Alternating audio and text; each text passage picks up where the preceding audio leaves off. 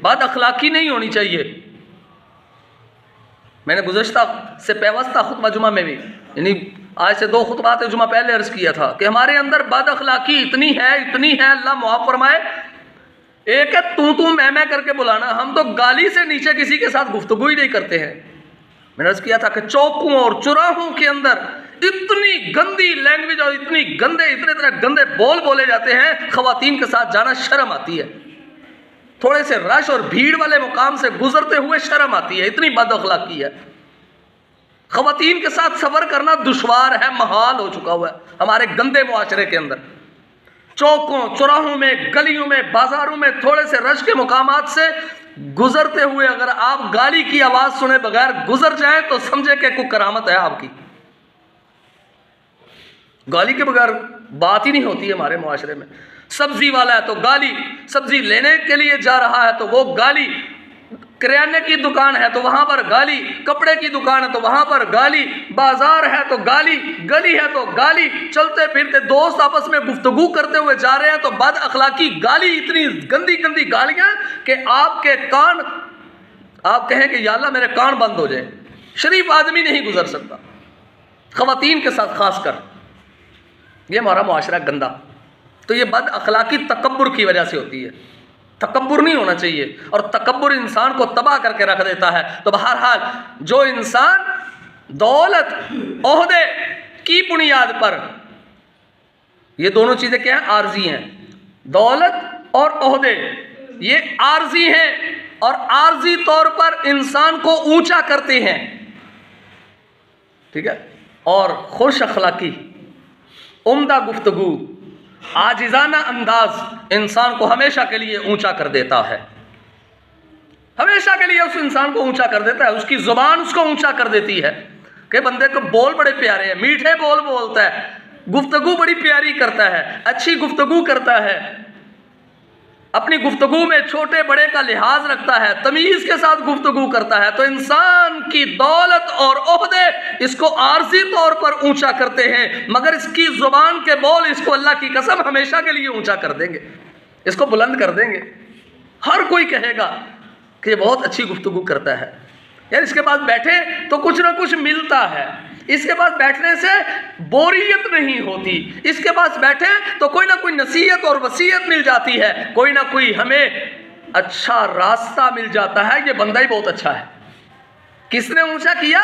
इसकी ज़ुबान के मीठे बोल ने, इसकी आजिज़ी ने, इसके फ़कीराना अंदाज ने इसको ऊंचा कर दिया और हमेशा के लिए ऊंचा कर दिया, हमेशा के लिए ऊंचा।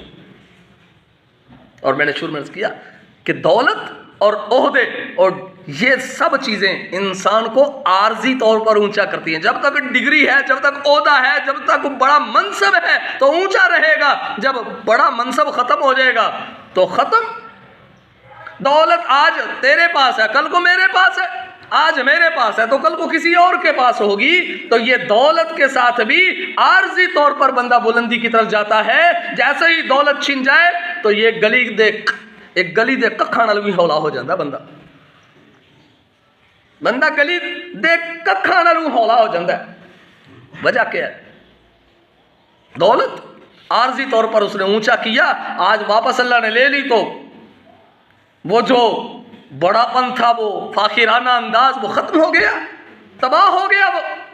तो इसलिए मेरे भाइयों हमेशा आजिज़ी की तरफ। और अल्लाह तबारक व तआला ने क्या फरमाया? फरमाया सअस्रिफु अन आयाति अल्लज़ीना यतकब्बरूना फिल अर्दि बिगैरिल हक़। अल्लाह पाक फरमा रहे हैं मैं अन करीब फेर दूंगा अपनी आयतों से उनको जो ज़मीन में ना हक तकब्बुर करते हैं, जो गुरूर करते हैं, मैं अल्लाह उनको फेर दूंगा अपनी आयतों से। और जिसको अल्लाह अपनी आयतों से फेर दे, जिसको अल्लाह अपनी ज़ात से फेर दे, जिसको अल्लाह नबी पाक सल्लल्लाहु अलैहि वसल्लम की मोहब्बत से फेर दे, बताएं उसके लिए फिर दुनिया में और क्या है? ख़त्म हो गया, वो तो तबाह हो गया। जिसकी तरफ से अल्लाह अपना चेहरा फेर ले, जिसकी तरफ से नबी पाक सल्लल्लाहु अलैहि वसल्लम अपना चेहरा फेर लें, उसके पल्ले में क्या रह गया भाई? तो अल्लाह पाक फरमा रहे हैं बड़ी ख़तरनाक वईद है, सअस्रिफु अन आयाति अल्लज़ीना यतकब्बरूना फिल अर्ज़ि बिगैरिल हक़। तकब्बुर न करना बड़ी गंदी चीज़ है, बहुत बुरी चीज़ है। कल क़यामत के दिन जहन्नम के अंदर फरमाया इनको तकब्बुर करने वालों को अल्लाह तबारक व तआला जहन्नमियों के जिस्म से और जख्मों से निकलने वाली पीप अल्लाह पिलाएगा। जो तकब्बुर करता है, इतनी बुरी चीज़ है, इसलिए तकब्बुर से हमेशा बचें। और इसी तरह मालिक कायनात ने एक और मुकाम पर फरमाया अल यौम तुजज़ौना अज़ाबल हूनी बिमा कुंतुम तस्तकबिरून फिल अर्ज़ बिगैरिल हक़। यहाँ पर अल्लाह पाक ने फरमाया आज तुम्हें जिल्लत का अजाब दिया जाएगा, और वो किसके बदले में होगा? जो तुम ज़मीन में ना हक तकब्बुर करते थे। तुम्हारा हक था ही नहीं तकब्बुर करना, क्यों तकब्बुर करते थे? उस तकब्बुर की वजह से कल अल्लाह जिल्लत वाला अजाब, रुस्वा कर देने वाला अजाब, अल यौम तुजज़ौना अज़ाबल हून, अज़ाबल हून, रुस्वा कर देने वाला अजाब होगा। किसको? जो इंसान तकब्बुर करेगा।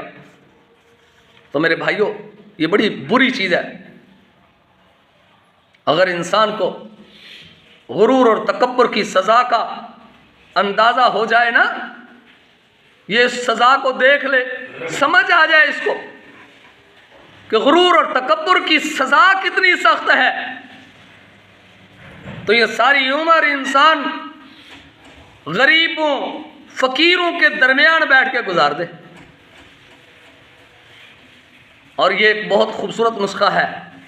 जिसके सीने में, जिसके दिल में तकब्बुर की मरज़ हो, उसको पता होता है कि मेरे सीने में तकब्बुर की मरज़ है। अगर वो अपनी मरज़ को ख़त्म करना चाहता है तो अल्लाह के उन बंदों में जो गरीब हों, जो फ़कीर हों, जो मिस्कीन हों, लो दर्जे के लोग हों, उनके अंदर बैठो।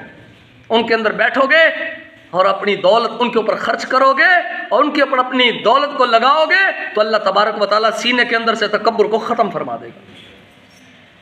ये बड़ा खूबसूरत नुस्खा है। गरीबों में बैठो, मिस्कीनों में बैठो, गुरूर ख़त्म हो जाएगा। मस्जिद की सफाई करो, तकब्बुर ख़त्म हो जाएगा। गुरबा को खाना खिलाओ, तकब्बुर ख़त्म हो जाएगा।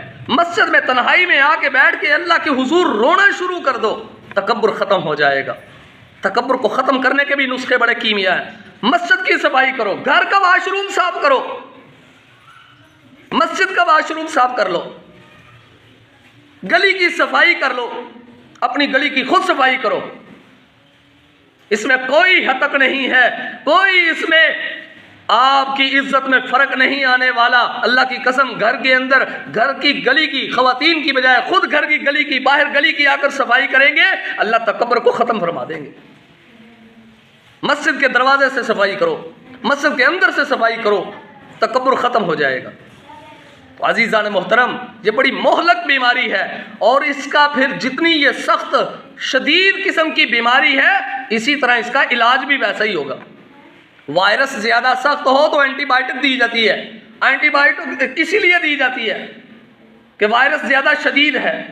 तो जब वायरस, तकब्बुर वाला वायरस, ये बड़ा ख़तरनाक है। शैतान की 7 लाख साल की इबादत को एक लम्हे के अंदर अल्लाह ने ज़ाया कर दिया, इसलिए कि उसमें तकब्बुर का वायरस आ गया था। वो तकब्बुर वाला वायरस शदीद है, उसको ख़त्म करने के लिए फिर दवाई भी शदीद होनी चाहिए। इसलिए गली की सफाई से इंशाअल्लाह तकब्बुर ख़त्म हो जाएगा, मस्जिद की सफाई से तकब्बुर जाता रहेगा, वॉशरूम की सफाई से तकब्बुर जाता रहेगा। मेरे भाई, गरीबों में बैठने से तकब्बुर जाता रहेगा, फ़कीरों के साथ दोस्ताना करने से तकब्बुर जाता रहेगा। मिस्कीनों के हम पल्ला बन जाएं, मिस्कीनों से दोस्ती कर लें, मिस्कीनों के पास बैठना शुरू कर दें, अल्लाह के फजल व करम से तकब्बुर नाम की चीज़ अंदर नहीं रहेगी, तकब्बुर ख़त्म हो जाएगा।